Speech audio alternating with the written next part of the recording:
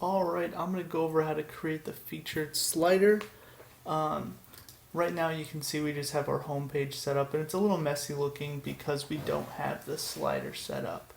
So let's just dive right in, and then it'll all make sense once we add in the slider. So let's go to our dashboard, and we're going to go to our portfolio, and we're going to add a category, and this is the category that's going to be pulled into our slider.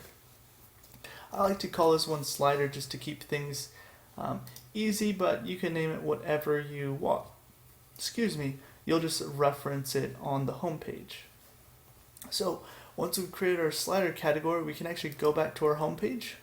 We're going to edit it, and then you'll notice if you scroll down, you'll see some page options, and it's portfolio category, and this is what's going to pull in.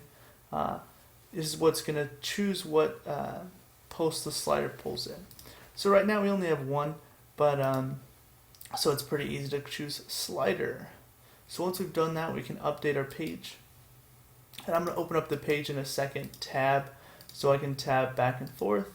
And basically all this is saying is for the homepage slider, pull in, each slide is one post, one portfolio post from the slider category. So let's go ahead and create a post. I'm going to call this one slide 1, and then example content here. And so basically what we're going to do is we're going to upload a featured image. How we do that is we go to add media, and we just drag and drop inside our slider image.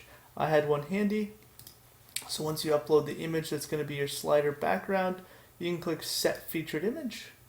Select that, and then the button now will change to set featured image. Once you click that text, we select that, it'll show down here, and then the last step we're going to do is select the slider category, because that's what category we want this to go into.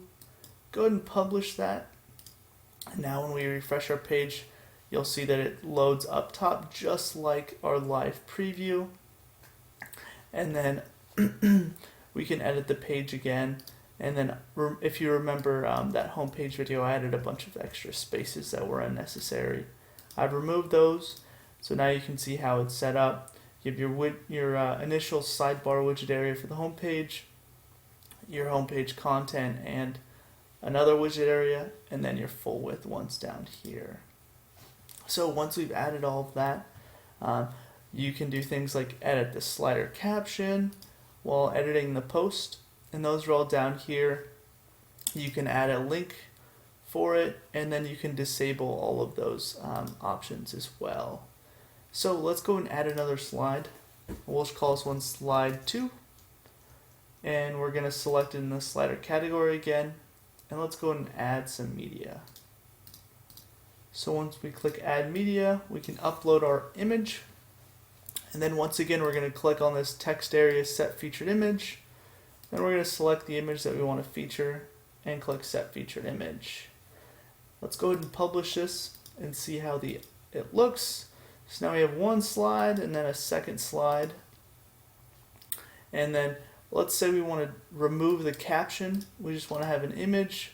Let's go ahead and go to slider options, and it says disable title caption on slider. We can click true. We can update that. And now the first slide doesn't have a caption. The second one does, since we haven't edited that one. You can also do things like let's add a link, so when we click on this image it goes to, let's just say google.com as an example. Once we've added that in, here's an example. We refresh the page, and once you click on the image, it'll send you to a link. So you can do things like link to a blog post or a specific page, just gives you a lot more additional options.